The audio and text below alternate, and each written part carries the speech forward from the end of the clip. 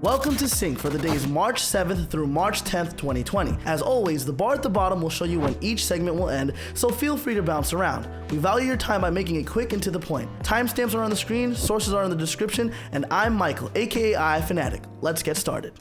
A new Call of Duty game was announced today, Call of Duty Warzone, a 150-person battle royale game that is both cross-platform and free-to-play. The announcement came after a video roughly 11 minutes long of the game was uploaded to YouTube earlier Monday. Warzone boasts a massive map named Verdansk with old and new locations for fans. Two main game modes were featured, one a classic battle royale and the other called Plunder. A few weapons, vehicles, and areas of the map were shown off. We'll have the trailer and blog post below for you to read. We have a trailer from Frictional Games showing off their new game, Amnesia Rebirth. A true sequel to Amnesia, The Dark Descent as a Machine for Pigs, was developed by a different group. The Rebirth trailer shows off that fascinating psychological horror and detailed setting. Some hints to the original Dark Descent are spoken throughout the trailer, and you can check it out on the screen and at the links below. Overall, Amnesia Rebirth seems like a return to form for the Amnesia series. The game is set for autumn 2020 release on PS4 as well as PC. Famed Newgrounds animator and personality Chris O'Neill,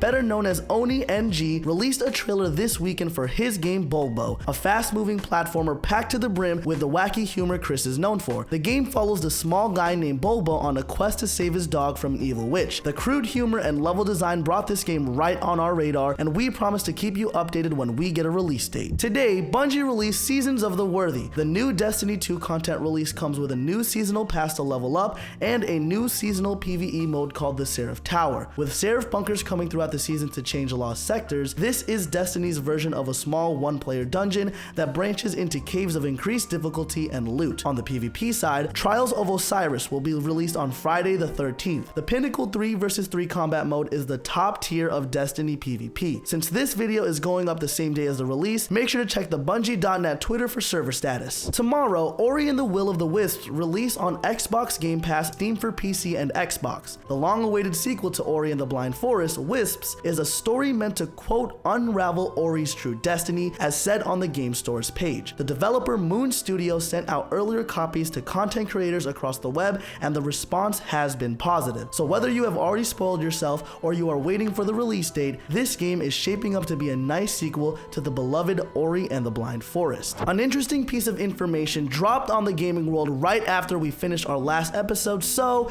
we had to include it here. HBO has announced that they are working on a series based on the game The Last of Us, the hit series from Sony and Naughty Dog. The announcement brings Neil Druckmann, writer of The Last of Us, and Craig Mazin, the writer and creator of HBO's Chernobyl, as the lead writers for the adaptation. HBO ended their press release with, "The series will cover the events of the original game, which was written by Druckmann, with the possibility of additional content based on the forthcoming game sequel, The Last of Us Part 2, meaning we might not just see one season for the show. No date has been set for release." A new mock-up from the patents filled by Sony took the internet, which details the possible DualShock 5 design. The patents filled by Sony talk about their use of voice call actuators for vibration feedback that seemingly would rival the HD Rumble built by Nintendo. These vibration motors would be used to heighten immersion of gameplay by providing customized and accurate feedback to the controller. Another speculated piece is how the control would handle multiple users in games, which would allow for the controller itself to remember the user's preferences and adjust accordingly. March brings warmer weather to most of the United States and a new selection of games from this month's Humble Choice. User with a monthly subscription can choose up to 9 games from the list of titles available. The highlights from this list are easily My Friend Pedro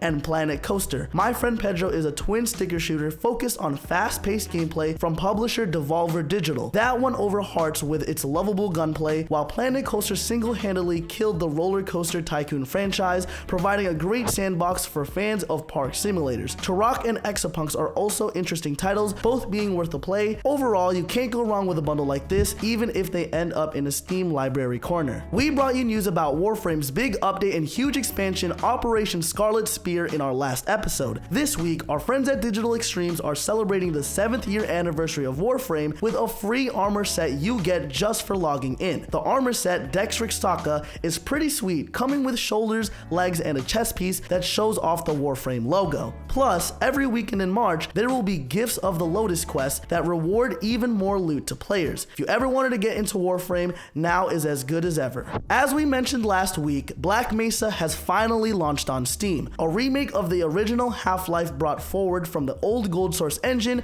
to Valve's own Source engine, a true labor of love that even received the grace of Valve. The reactions so far have been positive, as the Steam score sits at overwhelmingly positive with 100% thumbs up. The Zen levels, or the final levels of the game, which were previously only on early access, have now been released to the public. These levels show off how far technology has come since the original. With an improved soundscape and an immersive world familiar to people far and wide, Black Mesa is a proper Half-Life title and one worth your time. Grab it on Steam and give it a shot. A new story dungeon-esque activity is coming to Sea of Thieves on March 11th. The Heart of Fire Tall Tale trailer shows off a foreboding island with an air of mystery around it, plus a puzzle for crew members to solve. These Tall Tale events take players within Sea of Thieves through a journey of the game's world, providing depth to the seafaring title. After last month's content update, Cruise of Rage, Rare is putting together a growing game universe that fans will surely come back to again and again. If you want to play, it's on Xbox Game Pass and the Xbox Store. Nvidia's new streaming service, GeForce Now, has run into problems keeping games on its platform after companies like 2K and Activision all pulled their games from the service. The comments made by each company fell into similar complaints over licensing fees